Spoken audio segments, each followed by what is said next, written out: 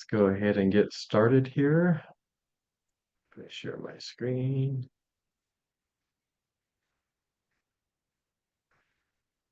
All right. Welcome everybody to our next meeting of the AI Education Working Group. Um, as you know, my name is Rich Oppenheim. I am the Administrative Services Manager at Regional Government Services and also the manager of the training service line here. It produces a number of local government training offerings. Um, And if you take a moment, if you're new to the meeting, feel free to share your name and where you're coming from chat, even if you're not new. We like to see where people are coming from and engage in the chat. So feel free to drop your name and where you're coming from into the chat. Our agenda today, we welcome and introductions always, of course. We're going to spend a little bit of time reviewing last meeting outcomes. We're going to talk about fire and EMS AI course that has been people are working on, and also a public engagement course. And I'm actually going to flip the order of those check-ins because Meg has to leave early today. So I'm going to have her jump in ahead of the fire and EMS update. And then we'll touch base about new projects and other things going on and some of our ongoing action items. So just a quick recap of what we talked about in our last meeting. We really spent a lot of time discussing the fire and I can't say this, fire EMS AI course. I'm just going to start calling it the fire course. And we reviewed the survey responses that had come in at that point. There were 32, and Jim did a great walkthrough. Jim Brown did a great walkthrough of the report for that, and talked about some ongoing marketing efforts and co-branding opportunities with a couple of fire entities. And then he and Albert discussed potentially using San Jose Fire to be a pilot test run or to validate some of the content that's being built out. So on the public engagement side, we talked about public engagement and sort of a public engagement AI 101 course, talked about issues around trust and accessibility. Meg volunteered to lead that effort, and Lan and Patrick assist. So that's sort of the high strokes from the last meeting. Um, and I'm gonna pull up this slide. Meg and I had an opportunity to meet last Friday, had a great conversation. And just Meg, I can cover some of these broad notes if you want, and then I'm going to turn it over to you. But we talked about some initial ideas around an public engagement AI course, sort of an intro 101 followed by more detailed modules. And the example we were thinking was like Gen AI in the community, and helping them understand that. The target audience we were sort of ideating as community members, but also government employees that obviously serve the public and engage with them quite a bit. And then also, expected this would be online interactive, but this could also be taken live, and those live meetings could potentially be sort of iterative validations of the content as we go along. So we talked about the AI's impact on diverse communities, sort of addressing trust, labor issues, this new economy, and potentially a survival guide for communities, and started just initial ideas around a survey and a couple of different respondent pools like the general public, community-based organizations, and government employees. So, and how feedback, we wouldn't necessarily hold off on developing a course, but would be getting feedback as we go, and doing things in parallel. So that was our initial meeting, and then Meg was going to meet with Patrick and Lan and sort of move this along further. So I'm going to turn this over to Meg to take us forward on this. Thanks, Rich. Yeah, that was a really great conversation and nice to see so many of you on the call. Nice to meet those of you I haven't met yet. My name is Meg Young. I work at a nonprofit called Data and Society, and even though I am not in CityGov, I've had the very great good fortune to work with a lot of CityGov folks, including at the city of San Jose. So shout out to San Jose. Um, I am really appreciative of the time that Rich and Lown took to meet.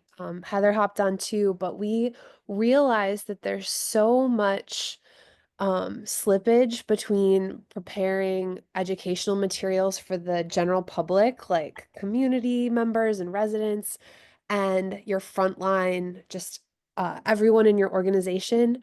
So, one item I'd like to talk about today is um, how do we make sense of that? Do we keep working with them both in mind, or do we bracket out and just focus, for example, on residents for now? Um, I will say that I think a lot about how to reach our residents, and that's my primary orientation. If I share a Google Doc, can folks access that? Let's see. I'm gonna try. I see some thumbs up. So I'm gonna put this Google Doc link in the chat as well as share screen. Um, Basically, we have, like Rich was saying, some overall goals that we've drafted for a training. Oh, thanks, Rich. That's honestly much better if you wanted to share. And as well as intended audience, there's some questions here on format. Should this just be one night at your local library, 90 minutes, or is it better to think about it as a series? And then the next part of this document goes into the actual content of what these might cover. So maybe it's helpful to think of class one as if you only had one segment of a course, what's the essential information that you'd want to cover that could be a standalone touch point? And then And if you Meg, choose, just to, yeah, please go ahead. sorry, maybe Yeah. I just got lost in, but I want to make sure that I'm following. So this is an educational course that I, as a government agency person, I would be able to use this material to hold an educational session for my residents about AI. So it's like the materials that I could use to teach my residents about AI and kind of bring them up to speed on things. Exactly, Albert. And it's such an important point you're making. So it came up in our working group too. It's a little subtle. The the goal is to create like templates that our city local gov folks could use to go to their library or community-based organization and reach residents to teach them about AI, just like Albert is saying. So yeah, I'm gonna call it public education. And maybe, yeah, we can think of good analogies for that because this keeps coming up. So let's find a way to succinctly convey that. Yes, Patrick. Yes, as you remember in our discussion yesterday, and thank you, Meg, for bringing this forward today and kind of recapping what we talked about yesterday. There is a distinction as we discuss with public government and the fact that government is not exclusively municipal at the city level, and GovAI addresses a more broad audience in the population. And what we're saying is we have to really understand that target market of the population. Are we saying federal government, county government, city government, agency? But if we're going down to the department level and we're saying a department is going to give basic AI one-on-one classes from a departmental level, as I discussed yesterday. If you look at enterprise architecture, it's organization, it's business, it's system, then you get into functionality. An agency is at the functional level, and I'm not sure that from a government AI perspective, that that's the baseline and target that we want to capture at that agency level.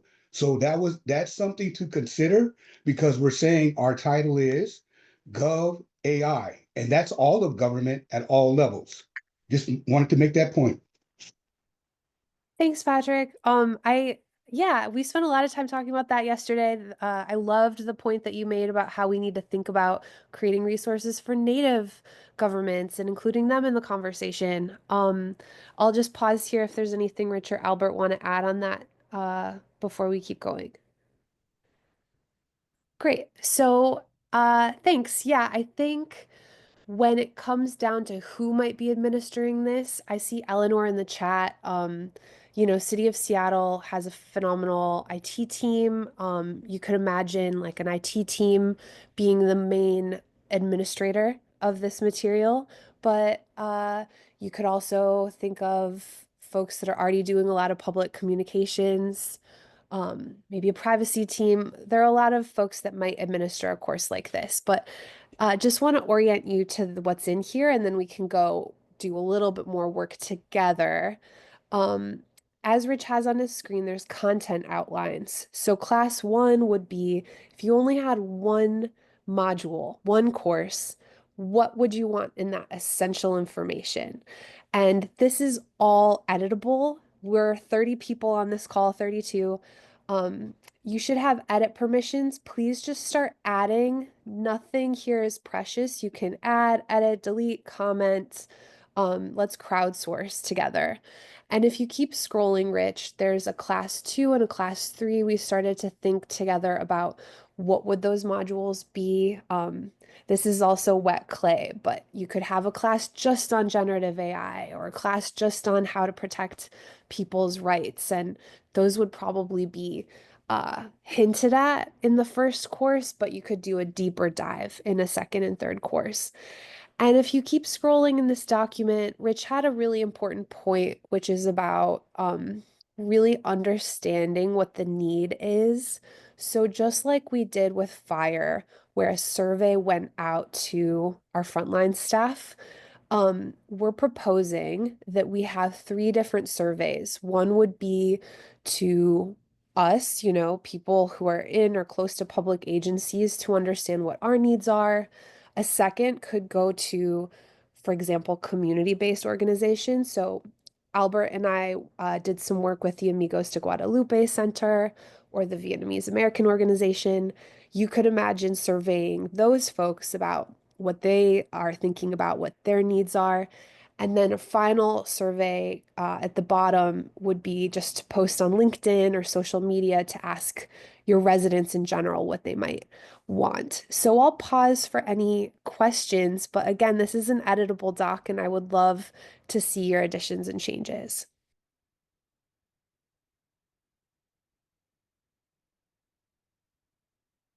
Any comments from the group on what we've heard so far? This is Mike. Can I We just love make a it. comment that this is really awesome, and I like that you know, it's being presented as something that's still like clay and that we could all work on together. I just want to give some feedback that I've noticed in a couple of different like public sort of meetings that I've experienced lately that were initially planned to be interactive, that when they actually happened, like either the chat was disabled or, you know, people couldn't you know, basically it turned into stuff where they were just watching TV, or if people from the public were able to give their feedback, it kind of like sometimes degenerates because of various reasons. And I like the comment that Patrick brought up, that, you know, there's so many different levels of government, and it really needs to be clear to people attending the meeting from the get-go, or even before they decide whether or not to attend, what level that we're talking about of government, so that, you know, all of the meeting time isn't spent with people having different ideas of what we're talking about. And a big thing is that even before you get into AI, when people come into this, a lot of people in the back of their mind, they're really thinking about what do we want from government, and in what ways is government meeting these needs, and in what ways are they not. And we don't want the focus to be on what they're not. We really want to keep the focus on what is possible for us to address given the needs and the possibilities. And I was wondering if that could be, I don't know if it would be like a prerequisite to even joining the meeting, or, you know, kind of like put some time at the beginning of the actual education thing, just to be clear, because it helps to smooth things as the thing progresses. Just a little comment there. Mike, that's such an important point. Thanks for both of those. So like, just to make sure I heard you right, you suggested also that maybe representatives could come to the meeting. Did I hear you right? Well, just so that people, if it's open to the public and if it's made interactive, that it should be very clear what we're going to talk about in those interactions. for instance, you don't want to open up to Yeah. anybody and include people who just want to vent against the government, for instance, because that's not productive. But how can you phrase the invite so that, you know, people will show up who are really invested and know what we're going to talk about and are prepared to talk about it so that we could make the best use of the interaction? I would, Yeah, go ahead. sorry, Meg, I just wanted to, when Meg helped the city of San Jose do some of our first AI courses, I 100% agree with you, Mike.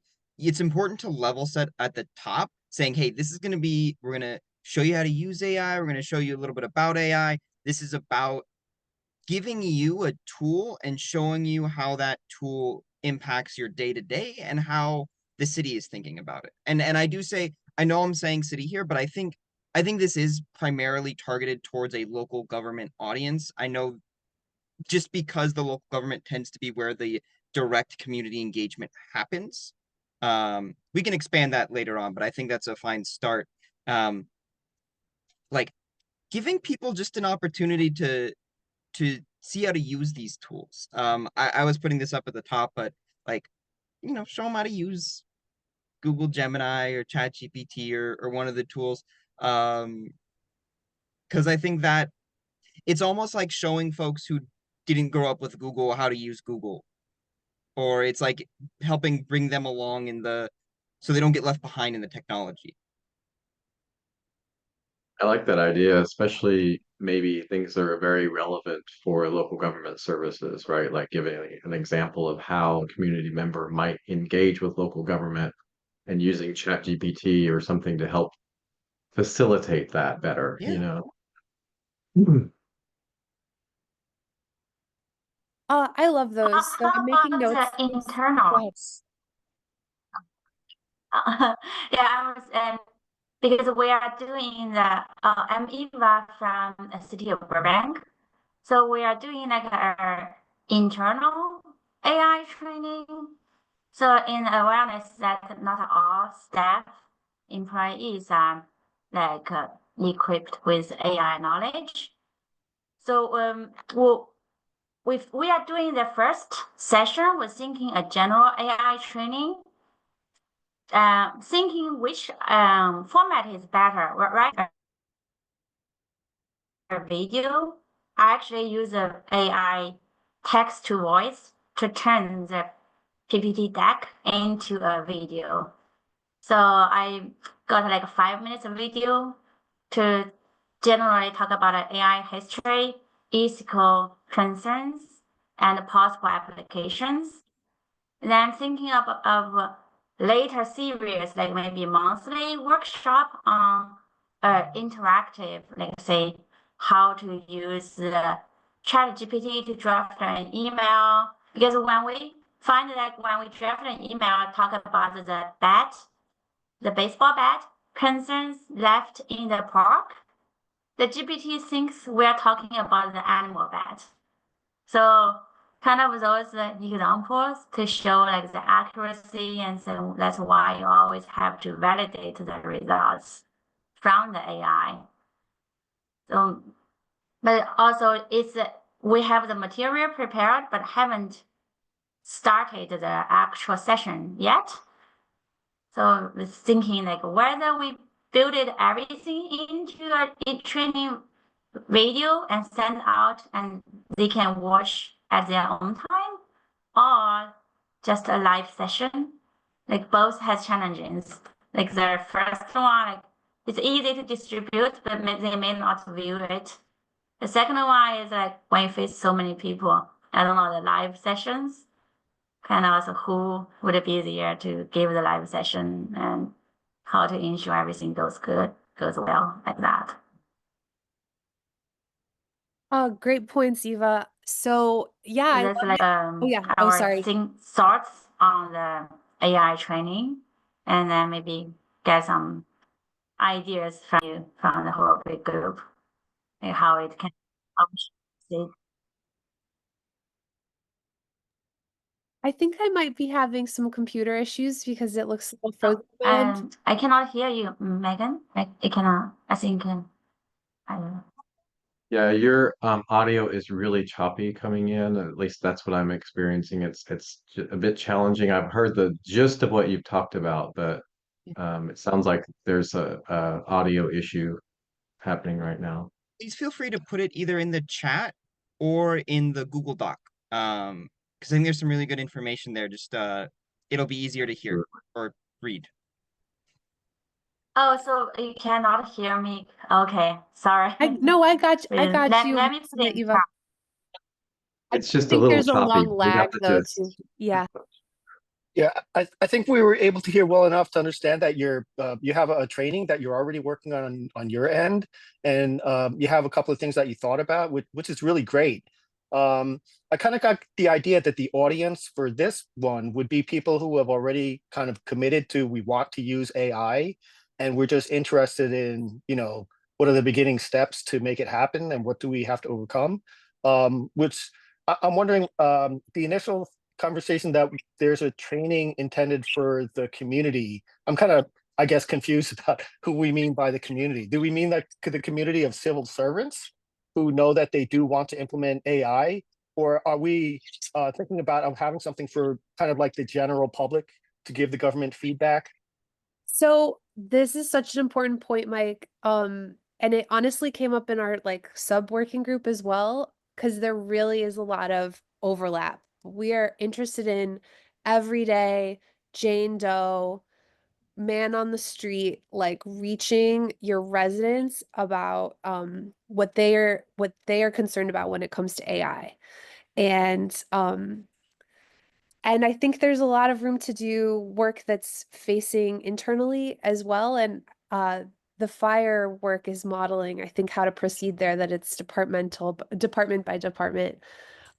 Seattle also had a really cool privacy training where basically everyone in their organization took very basic data privacy training, and there could be secondary uses for this as well. But we're really thinking about like reaching your residents. And then as far, Mike, as the point that you were making about how folks mention other concerns that aren't related, um, yeah, you hear that so much that public engagement can be intended to, let's just say, talk about ALPR, and then people start talking about traffic safety in general, and it gets out of the scope of what you can even respond to in that consultation. But one thing I noticed they did in San Jose was, even though it seems like it's out of the scope, people are identifying concerns that AI could potentially be useful for. For example, people started talking about donuts and unsafe driving and dark corridors, and then they started to think of those as new use cases that weren't already being considered. So even though people might bring in things that are out of scope, it can ultimately help you understand like what the problems are being felt in the community. I really love that, because sometimes it's not recognized during the meeting, because sometimes people kind of like think, oh, we're going off track, when actually the interaction is the feedback and it is the artifacts and use cases. So that's really excellent. One other thing I wanted to mention is that sometimes when people speak and they're coming to like an intro to AI thing, we found that people already have well-formed opinions about what AI is and whether it's good or bad, or judgments, and they're kind of like jumping to like the judgment and conclusion thing, and they just want to hear their voices like expressing their opinions in front of everybody. And I think if there should be a mechanism before the invite even happens to kind of like maybe have a pre I don't know, a quiz or a pre summary about this is not this and this and this. We're going to be open to talking about the uses and the benefits of AI, but we're not going to judge it and say whether the government should or shouldn't, because it's not the forum for that. And I'm just thinking that in the meetings that I had seen, if they had just done a little more of that initial preparation for the invite stage, and I like the word that Albert used a minute ago. I forgot what it was, but like level setting, was it? That's really, really important. But sometimes we're so caught up in, oh yeah, we want to do AI, that we sort of forget that other people don't have that on-ramp experience yet. So they're not at the same page. So it's a little extra work, and it's kind of hard to remember what it was like to really be a first-time user of Google, for instance. In a way, there isn't really one anymore. And similarly for AI, I mean, we might think that we want to reach the naive people who don't know anything about AI, but is it even possible to not have preformed opinions about AI and what it's possible to do with it and what other people are doing with it and what you think about that? That's kind of a tricky thing there, which I don't have any, solutions for, but just kind of bringing it up. Sorry. That's great. I tried to capture part of what you were saying about level setting in the content outline at the top, and please edit to make it reflect what you wanted to get at too. Rich, is there anyone else in Stack? I don't want to take too much time if we got him. No, I was gonna go till 11:30, but if we have some flexibility, I was trying to stick to your schedule. But is there anything else you want to review with the group before you have to jump off? And is there any next steps that you want to report out on? Yeah, Meg, I'd love to just throw out the question for you. For folks that want to follow up and continue working with you on this, how do they get involved? I would love to work with more folks on this. Here's my email. We will have calls, let's say, every other week to move this forward. Maybe a little bit more often if we've got a big content push to do. And I guess my big question for the group is that we would like to create something that is useful for you in your existing organizational constraints. So, what I'm imagining right now is like a deck and a script, and maybe we'd have something like a train the trainer session. But what is that good enough? Is there something else that would make you feel more confident to be able to take materials like this and run with it?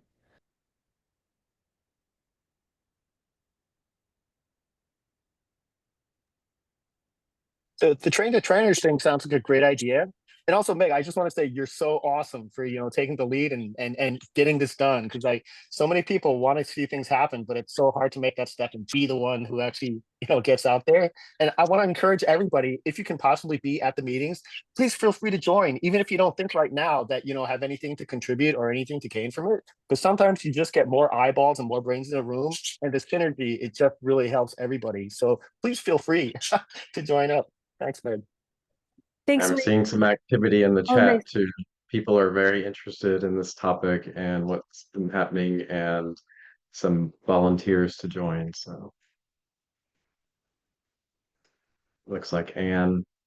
Oh, that's so cool. I can grab your names, but if you wouldn't mind putting your emails in the chat so I can make sure I have them. And I want to say, y'all are so awesome. Like, we had a staff meeting today with all 40 of the people in our nonprofit, and all I did was describe what GovAI Coalition is and what you all are accomplishing here. And everyone was really inspired. So, congrats for showing up in this space outside of your job and doing this work together. Thank you for leading this effort and pushing it forward. It's great work that you're doing with this small group, and we love to hear more as it develops. Thank you. And Meg, should I put the link to this Google Doc in the folder? Absolutely. Okay, and so that link and that doc will be in the AI education folder. Maybe we should create a public engagement subfolder there, and we'll start storing resources there. And so if anybody wants to go into the Google Doc after the meeting and sort of look at that content and offer any suggestions, they can do so, right? Yes. Great, great. Thank you so much, Meg, and appreciate all your time on this. Okay, so next up is our fire and EMS course. I have some bullets here, but I'm hoping Jim is here today, Jim Brown and Chelsea. Are they on the call? There's Jim. Jim Brown is here. All right, so I put some, I know you've had a sub meeting and I wasn't able to attend because of all the craziness down here last week. So appreciate everybody moving that forward. And from the update you sent out from that meeting, I put some bullets on here. Feel free to stick to those or add anything else you want to talk about today, Jim, about where you're at with this project. Sure. Is Chelsea on also? I, I don't think I saw her on the list there. yeah, I'm looking through. I don't see her on the list. Okay. Well, survey, we've got a few more survey results trickling in. None of the results have really changed from that. The biggest thing that stood out for us was kind of the difference between the folks who said they used some type of chat GPT type product in their personal lives, but not in their work lives. So we're trying to figure out how to bridge that gap kind of as part of our process with the classes. We've looked at a similar model to what Meg was talking about, and we're kind of built out a curriculum that's a total of 8 hours with over 9 sessions. So 1 hour sessions plus two 30-minute sessions. And the idea is these classes are designed to be either self-paced online or instructor-led online. And then for the right person, they could be instructor-led actually in person also. And the idea with the first class is exactly what Meg is doing. Just deliver some basic, what is AI? Look at some ethics, look at some safety considerations, limitations, and then go into some basic use cases. And the use cases we chose to tackle were from the survey. People wanted to know more about drafting documents, so generation of documents, how to then review documents, so take large documents, break them down. And then the last one was how to make better use of meeting time, so better meeting minutes. So those are the three use cases we're going to focus on. And the idea is that this first class will just introduce those concepts really quickly. So if you never did anything else, you'd have a good foundation about what AI is and how it can be used ethically by a government agency, specifically focusing on the fire service. And then each of the subsequent lessons will break down that information into deeper knowledge and more use cases and more specifics. So like maybe in the demonstrations, we might just do a document generation using ChatGPT. And then when we do the 1 hour lesson, we'll use all the different GPT type transformers and show you the differences and pros and cons of different systems. So that's kind of where we're at right now. We have a draft outline that we're working on. I know Albert has added some ethics and safety stuff for that refinement. And we're starting to work on the demos. I've done some video capture for one of the demos. And that's the process, try to get it all done by the 24th. So that's kind of where we're at right now, Rich. Great. Anything you need feedback from on the group in terms of where you're at or what you want to do next? I think by the 24th, we should have something that we can get full comments on. I think we've, and I'll ask Albert for his opinion too, but I think we're in a pretty good spot right now as far as the first draft. So it's a matter of getting that first draft done so then we can put it out for evaluation. Yeah, exactly. Right there with you, Jim. If our plan is to get out that first draft, like you're seeing, the talking points, the PowerPoint, the script, the exercises, so we can have that from by the 24th, and then that's when we really want folks' feedback from it. Great. Yeah. Okay, thank you. And anything more on our public sector network support? I know we're potentially working with them, right, to build this into an online course. Not at the moment. I can provide updates at the next meeting, but once we have the content, then I want to share with them the first draft and then get a confirmation that we're good on they feel comfortable on being able to translate it once we have the final draft. Great. Thank you. Thanks, Jim, so much for the update on this, and glad things are moving along. And sounds like a lot of great activity for this one also. Yeah, thanks for all the great support. And I just got a side message from Chief Steve Carter, who's the training chief down in Sunrise, Florida, who wants to help us out with this also. So whatever we can do, Rich or Albert, to get him on the small email list, this would be a great resource for us also. Jim, can you just send his email in the chat? I think yes. Or you just get it to me somehow, and I'll put it in some of the notes. Yeah, Steve, if you can send it to, I'll just put it in the group Awesome. chat for Albert, and then he'll have that for you. Oh, Steve, the See, that's right on the call. Okay. Hey, There he Steve, is, right there. Yep. great to have you. Hey, Jim, do you mind if I ask a quick question? If you're fire and you're on the call, I was just wondering something the other day because we have these fires going on in LA, and they went into this unified command thing, which honestly I don't really know much about. But I was just wondering if anybody would happen to know who's involved in fire and that kind of stuff.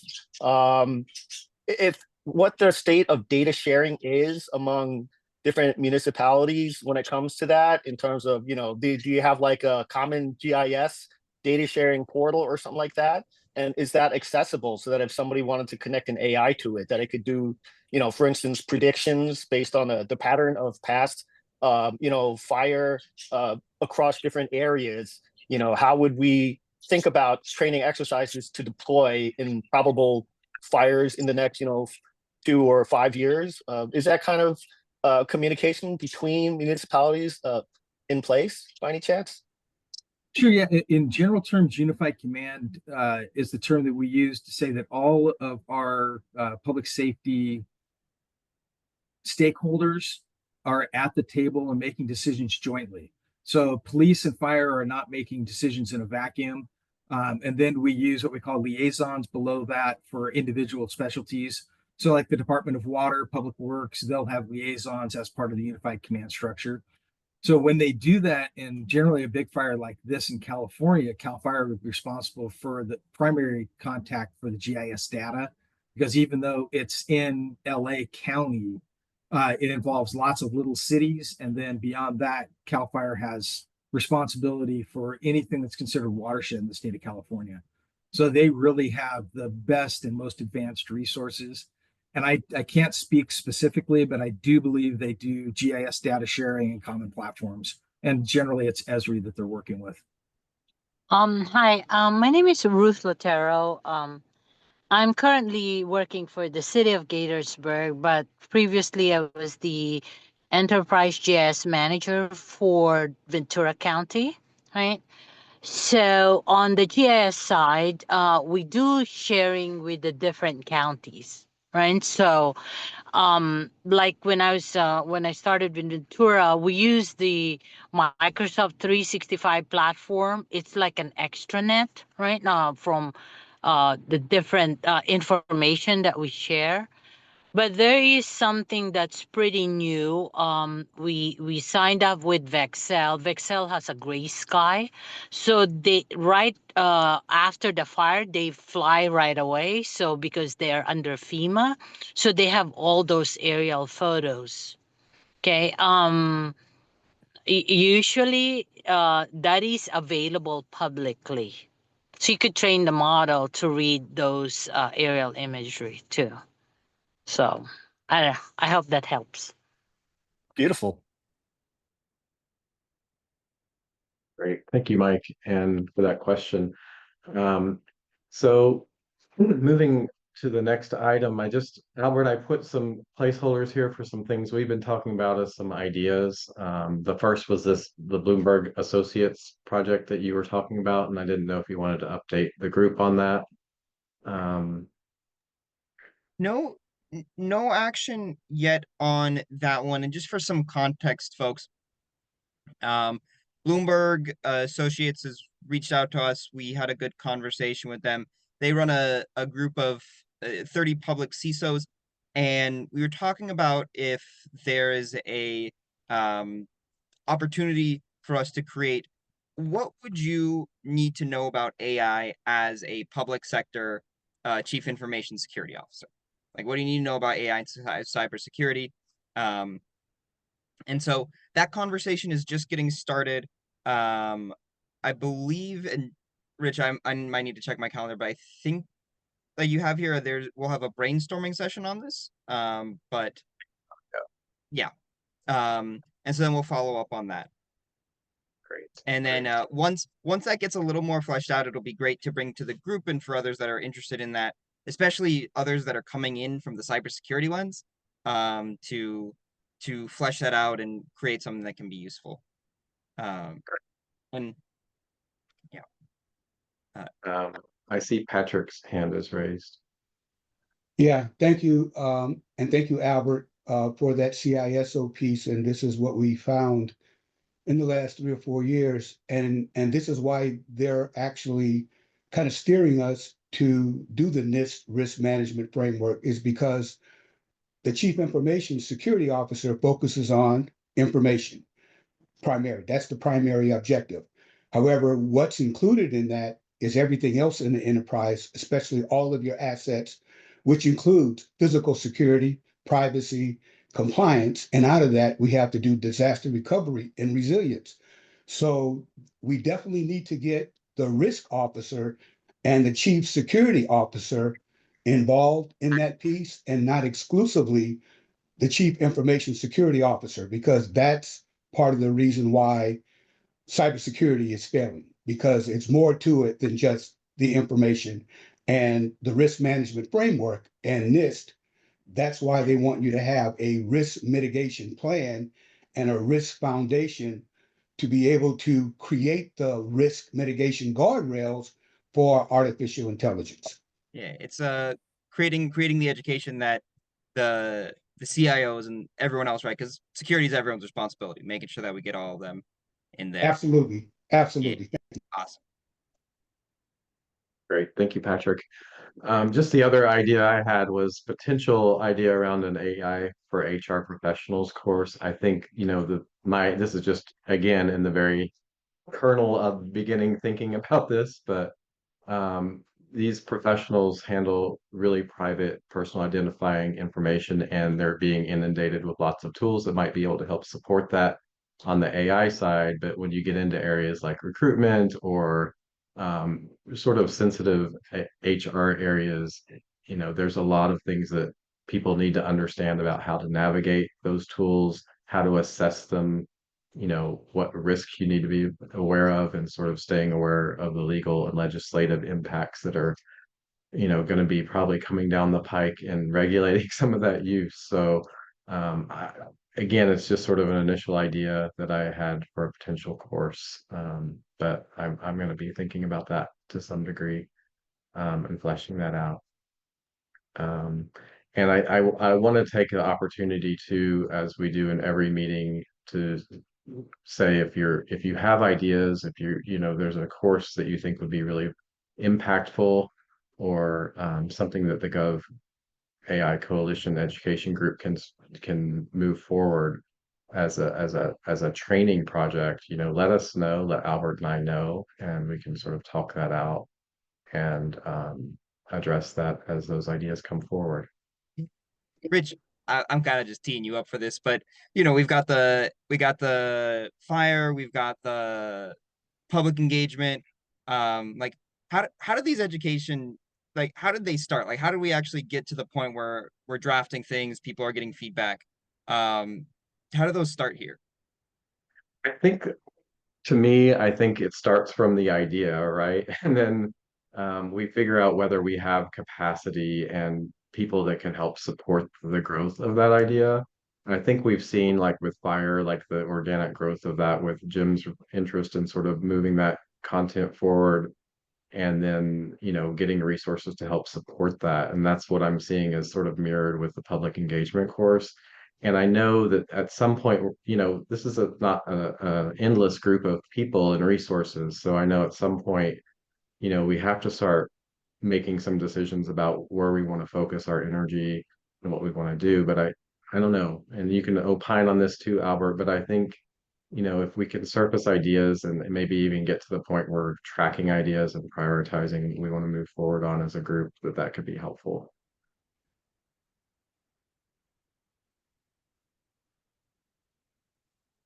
Yeah, I think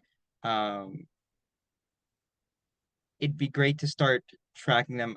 We can chat about this, but I'll send you something offline. I think maybe we can create a little tracker here, give people the opportunity to add different training ideas, and then see which ones people want to pick up. Yeah, great. That sounds in line with what I'm thinking too. So Yeah. Great.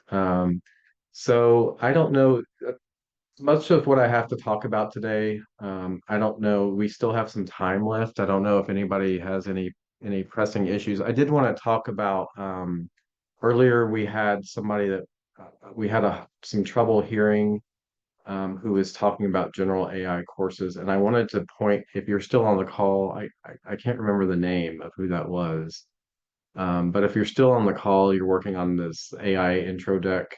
There are AI sample decks in the AI education folder. Those were brought in sort of when we first started the AI education working group, and a lot of those are from City of San Jose and Albert's team.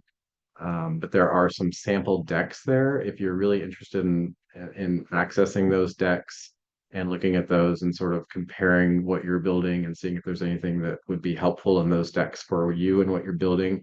And also, we always encourage people that are attending these meetings to share decks that they've been developing at their agencies in the folder also. So, once you get prepared to roll yours out, if you want to share those decks within the AI education folder, that would be really helpful too. So, and so those are in the AI education folder here. If you have access to the folder, if you don't have access, let me or Albert know, and we can get you access to the folder where those decks are stored. Also, I'd always do a plug on this AI education landscape. Giselle from AI Procurement Labs helped us develop a tracking tool for trainings, AI related trainings. And it's a really nice spreadsheet with lots of identifying information about each training source and sort of the audience and the impact. And so you can always add new trainings that you've, encountered embedded on that list. And then there's also a comments tab on that so that if you've taken any trainings, you can put in comments about how effective you thought the training for, if you thought it was for a specific audience or, the value that it had for you. So that's also in the AI folder, our education landscape. Thank you, Albert, for dropping that link in the chat. So if you want to take a peek in that would be great too. Anybody have any other thoughts or things that they want to bring up with the remaining time that we have today? Just raise your hand or unshare and talk if you have anything you want to talk about.